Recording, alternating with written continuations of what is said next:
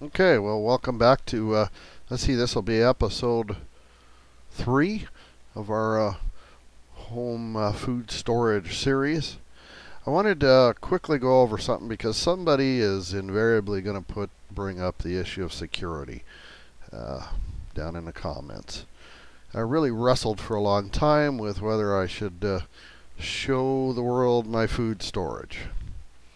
If you followed my videos, you'll know that I'm the kind of guy I'm going to help my friends, neighbors, and family out the best I can.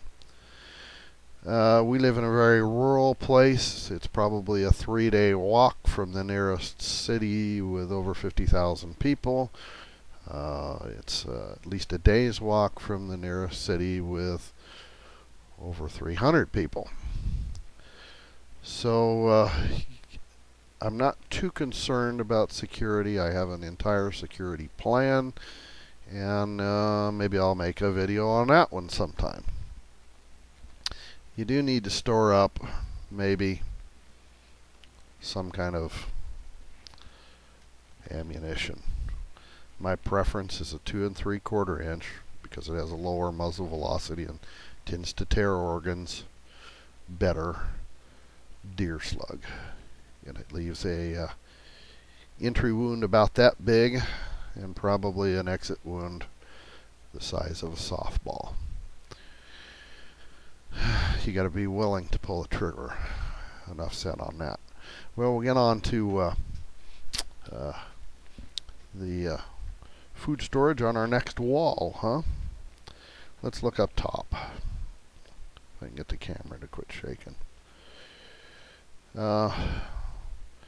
Yeah, you can use leaves, but it's awful nice to have something soft, and we plan on a roll a day for our family for 6 months. I've got stored up here.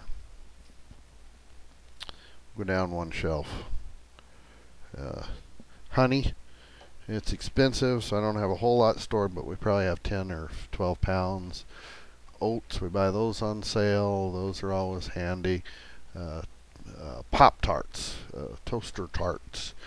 Yeah, they're an extravagance, but it's awful nice to have a little morale booster once in a while. Here's some instant oatmeal. If you follow, I've got some friends that I talk to on chat rooms all the time. I eat a lot of cold cereal, and they'll know that. But it's cheap, and it's a good gut filler. Okay, we'll move down one more shelf.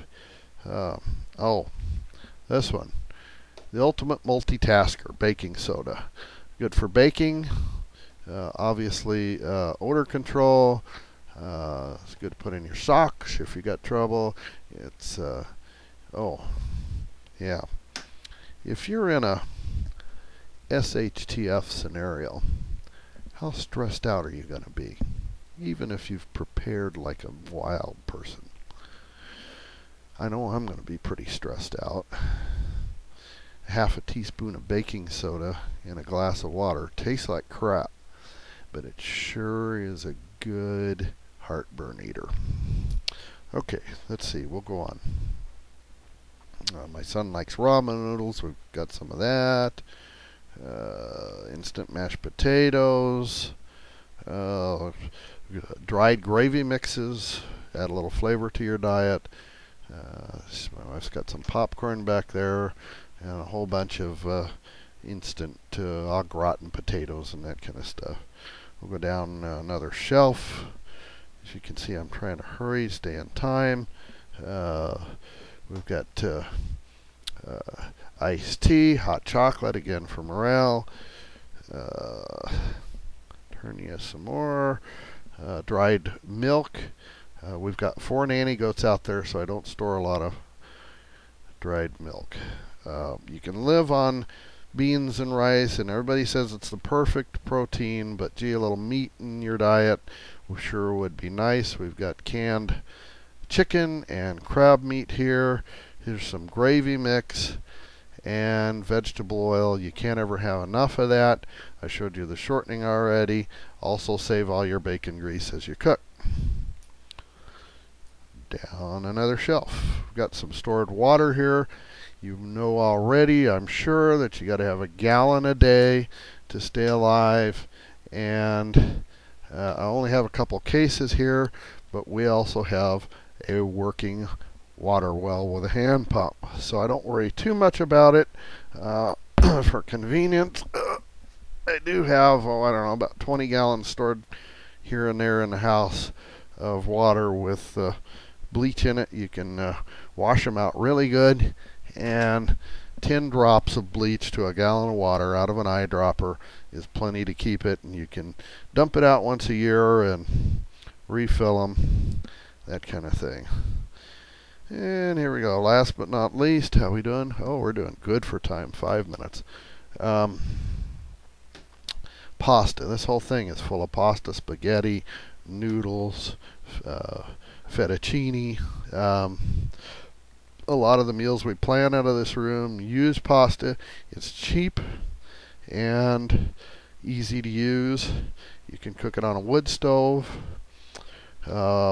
Obviously, I don't keep it in buckets. We eat out of here all the time. Like I say, we rotate everything.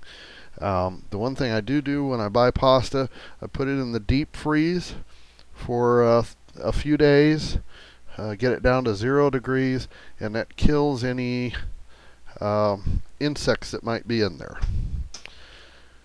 Okay, well, we're at 6.5 minutes, so we'll go ahead and shut you off, and we'll start a new episode and do wall number 3 as we move around the room.